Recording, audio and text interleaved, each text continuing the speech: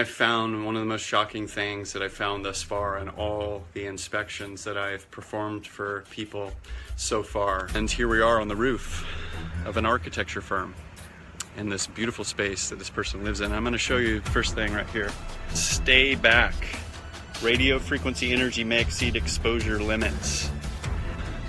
This person just found out recently that they have cancer, and they've actually been helping their son for the last year or so, who's 25, who also has cancer.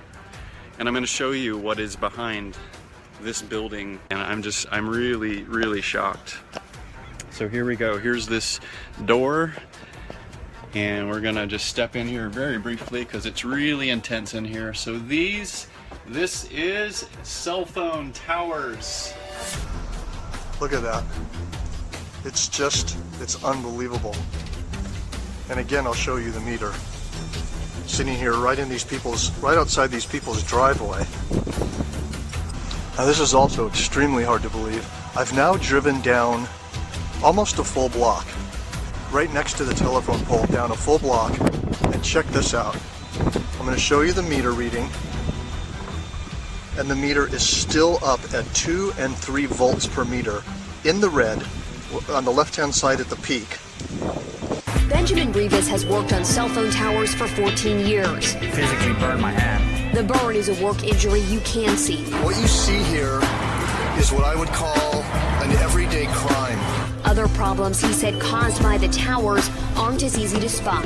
Depression, and I get headaches from time to time, and mood swings and stuff. Here's what I consider, in my personal opinion, another crime scene. And I don't think I'm being dramatic saying this. Here's the cell phone tower. I want you to notice where this is located. Literally in the parking lot, right next to these stores. There's human beings working in these stores and eating in these restaurants all day long, and there's a cell phone tower right there. That's hitting 1,000 microwatts per square meter, depending on the pulses that are coming off the tower. I'm across the street, as you can see.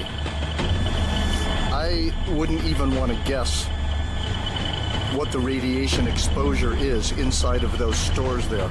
And I have the meter set on average, which you can see here it says RMS, which means microwatts per square meter average power density.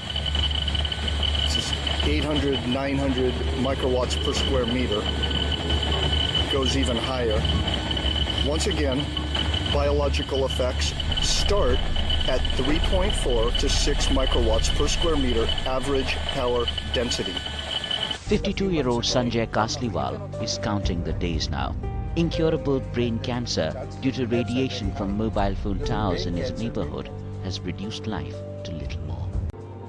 His brother has been termed luckier, sent to the US for brain surgery, but both of them know hope fades. I have written to all possible government offices to find out what sort of control are they doing or what sort of an audit is being done, and it seems everything falls on deaf ears. Nobody is concerned. Experts say the area the two men live in faces radiation from mobile phone towers equivalent to living in a microwave oven 19 minutes a day. See, the levels were somewhere between -18 to -20 to 20 dBm also over here, and these radiation levels are very high for prolonged exposure, almost about 100 times higher than what is recommended for continuous safe exposure. And there are 2 cancer cases which have been reported in this house. There's even a dog has got cancer. It's kind of interesting when cell phone tower workers are telling you that they have headaches, that they have brain cancer, that they have all these health issues throughout the day, where they get these headaches or blurry vision. Why would so many of these guys have these seemingly often problems like this? You would think that if there was nothing really bad about cell phone towers, that obviously those who would work on these towers would be fine. But instead you hear something quite different.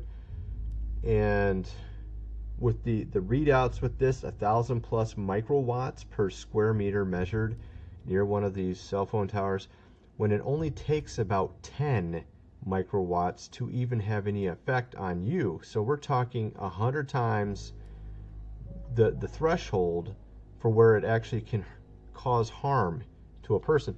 So it's very interesting. You know, some people have mentioned that when they've lived near cell phone towers that they've had headaches and depression, and this is also something that these tower workers have mentioned as well, having even depression from doing this.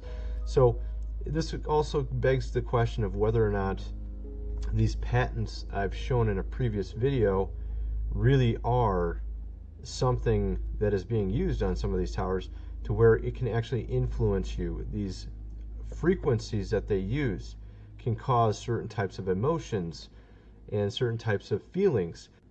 At certain frequencies, it makes you even potentially depressed feeling.